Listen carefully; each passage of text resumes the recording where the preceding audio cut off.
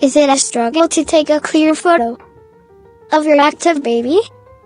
In this video, I will share what my mommy does to keep me still. Tip number 1. Use a toy that doubles as a prop.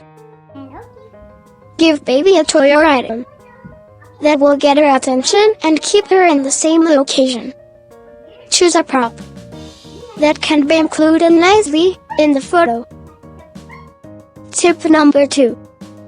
Play 3 songs. Song number 1 is an upbeat song. Maybe Baby Shark or something similar. Match the mood of your lively baby. Then move on to song number 2, which is a neutral tempo song. For example, Bingo. This will shift your baby's mood just a notch slower. Then finally move to song number 3, which is a slow tempo song. For example, the original version of Twinkle Twinkle Little Star. This way, we are using music as a tool to impact baby's mood and behavior. Bonus tip.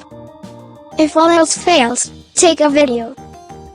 There are times that, no matter what you do, baby will be active. If nothing works, relax. Simply record a video of baby. You still catch the memory of that moment.